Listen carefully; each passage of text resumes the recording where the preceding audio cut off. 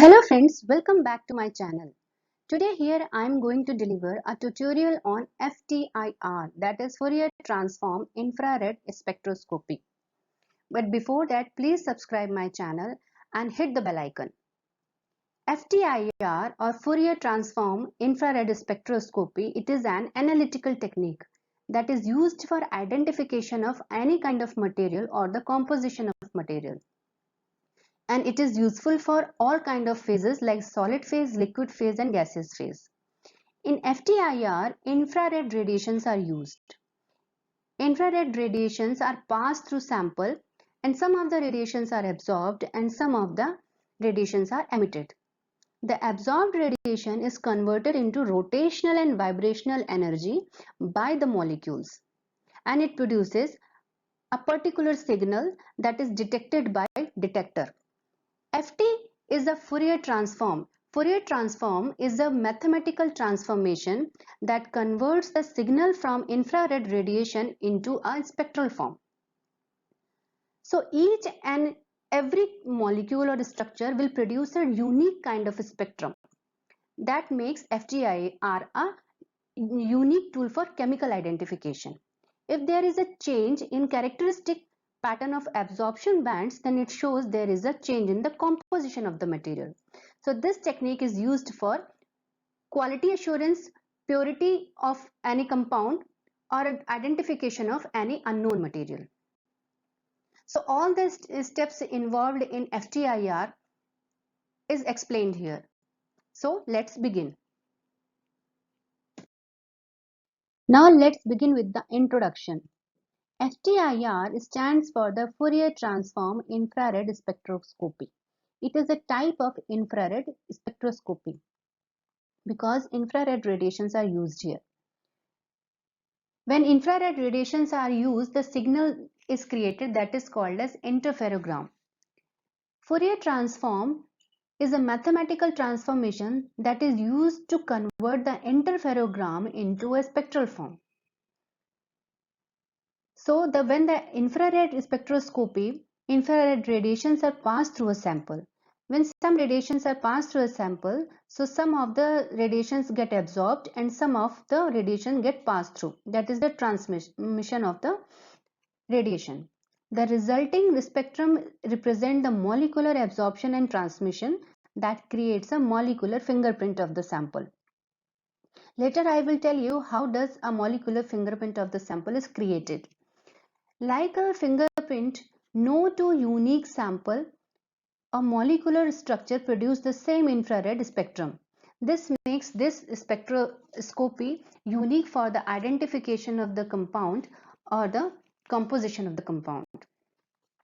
Why do molecules produce a different molecular fingerprint? Because molecular bonds vibrate at various frequencies depending on the elements and the type of the bonds. In a compound, different kinds of elements are there and the different kinds of bonds are there. When the frequency of the infrared radiation is the same as the vibrational frequency of a bond or collection of bonds, and it depends on the shape and mass of the molecule also, infrared radiation get absorbed. When it absorbed, the electrons in the orbit get excited and it goes in a transitional phase that creates a transmission. Then a transmittance or absorbance spectrum is created. So every compound has different kind of elements and bonds. So it produces a molecular fingerprint of a sample.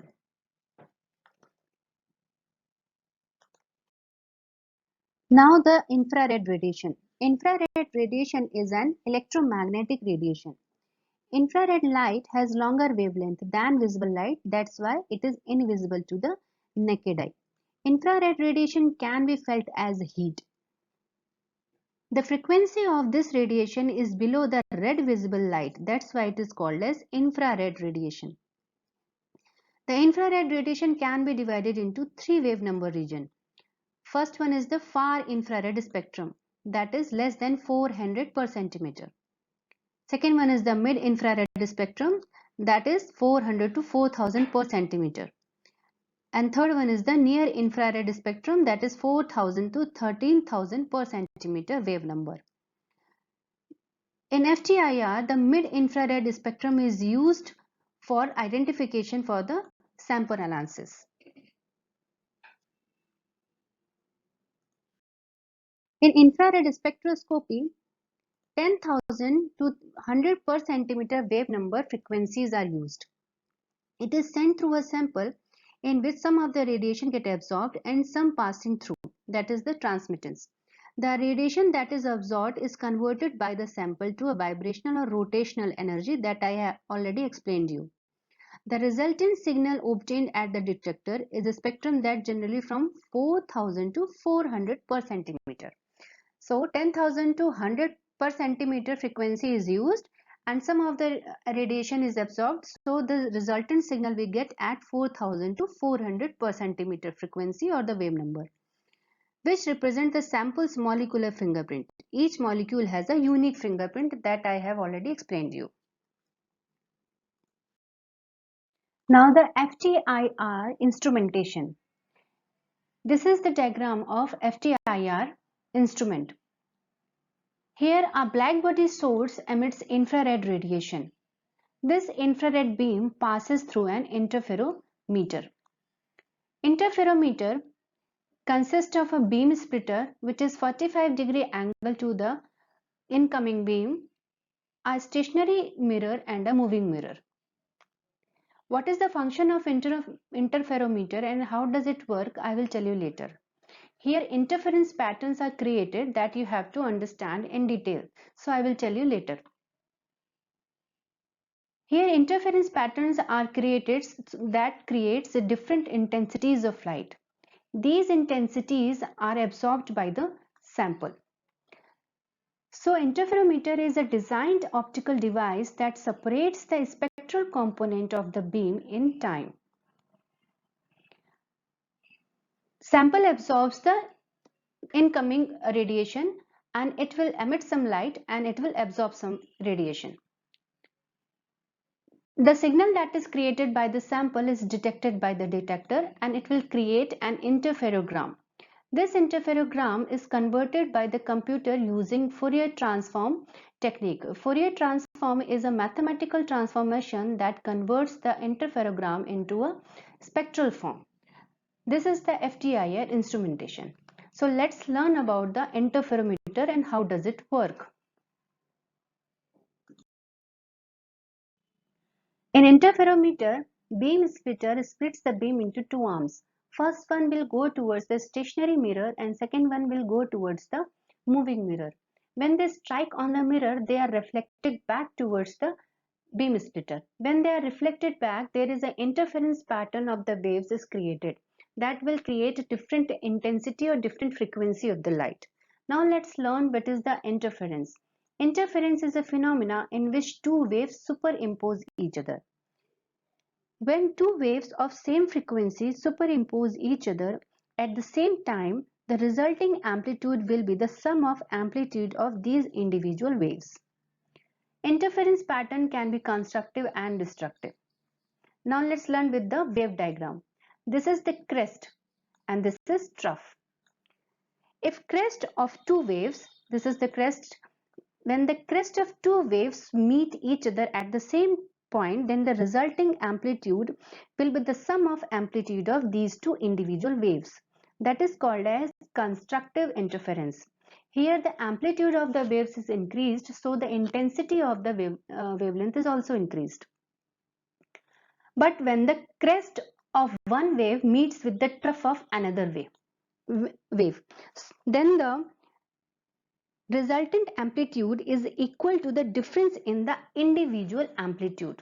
This is the destructive interference where the amplitude is decreased, so the intensity of the light is also decreased. This interference phenomena is used to create different intensities of the light that will absorb by the sample. Now the Michelson interferometer. Michelson interferometer consists of three optical devices. First one is the beam splitter, fixed mirror and a movable mirror. Movable mirror plays a very important role for creating different intensities of light, and many combinations of beams are possible here. Movable mirror moves at a constant speed back and forth. Beam splitter splits the beam in two arms. One goes towards the fixed mirror and second one goes towards the movable mirror. When they are strike to the mirrors, the beam or the radiation comes back or reflected back towards the beam splitter. When it comes back and reflected back, waves superimpose each other and it is interference pattern is created that can be constructive and destructive. When it is a constructive pattern, so the intensity of light is increased, and if it is a destructive interference, the intensity of light is reduced. It is a movable mirror, so at a constant speed it is moving back and forth. When light or radiation hit on the mirror, there is a path difference between the two arms of the movable mirror and a fixed mirror. The path difference is called as optical path difference, and it is also called as retardation, that is denoted by the delta. The Michelson interferometer divides an incoming beam of radiation in two equal parts. Each part continuing along a separate path that goes to movable mirror and a fixed mirror.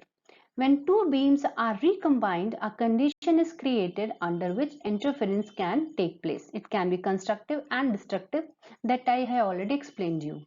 Interference occurs when two beams of radiation are added together or combined to form a summation signal. There many combinations of beams are possible. So the variation in the intensities of the beam is seen by the detector. And the optical path difference, so the variation in the intensity of the beam is seen by the detector, is a function of the path difference. So there is a graph is plotted where on y-axis is the intensity of light and on x-axis that is the mirror position or the retardation. This graph is called as interferogram. This is interferogram, where variation in the intensity of the beams seen by the detectors as a function of path difference, because one mirror is always moving at a constant speed, that is creating various frequencies which is seen by the detector as a function of path difference, and it creates an interferogram. An interferogram on the y-axis, light measured by the detector, that is the intensity of light, and on x-axis, that is the mirror position or the retardation or the optical path difference of the mirrors. It is known as the interferogram. This interferogram needs to be converted into a spectral form that can be read. So the interferogram consists of set of intensities measured for discrete value of retardation. Retardation, that is different values of optical path difference of two arms. Thus the signal from the interferometer is the function of time as one mirror is moving at a constant velocity. And Fourier transform, that is a mathematical process, is to translate or to convert time domain signal into frequency domain spectra. And when the frequency domain spectra is created, that is proportional to the wave number. In this graph, transmittance or the absorbance is placed on y-axis and the wave number is placed on x-axis. Fourier transform infrared spectroscopy uses the mathematical process to translate the raw data, that is interferogram, into an actual spectrum that can be read. Fourier transform allows us to collect data in the time domain and convert it to the frequency domain that is proportional to the wave number. So we can collect entire spectrum in one scan instead of having to measure each frequency wave number separately over the entire spectral range. Here different intensities are created at the different optical path difference, and it is converted by the Fourier transform method to the actual spectrum that can be read here. The reference database in the computer is here. that houses thousands of spectra, so the sample can be identified using reference databases. So some basic wave numbers or some basics are here, like the single bond region comes under 2500 to 4000 per centimeter wave number. The double bond region comes in 1500 to 2000 per centimeter. The triple bond region comes under the 2000 to 2500 per centimeter. These are the range of wave numbers where these peaks come under. If the peaks come under these regions, that means they belong to single bond, double bond or triple bond region. Now the application of FTIR analysis. FTIR analysis is used for identification of organic, inorganic and polymeric materials, utilizing infrared light for scanning the samples. Every molecule or each molecule will produce a different absorption spectra of infrared radiation. There is no two molecule which shows the similarity. So it will produce a molecular fingerprint of a different element. If there is an alteration in the characteristic pattern of the absorption bands, so it clearly indicates that there is a change in material composition. So this FTIR analysis is used for quality assurance and quality control. FTIR is useful for identifying and characterizing unknown materials. If there is an adulteration or impurity in the material, so it can be identified by the FTIR technique. It detects the contaminants in the material, finding additives and identifying decomposition and oxidation. I hope you liked my explanation. If you liked my explanation, please share this knowledge with your friends and please subscribe my channel. Next time I will again available with very interesting topic. Till then, goodbye and take care. Thank you.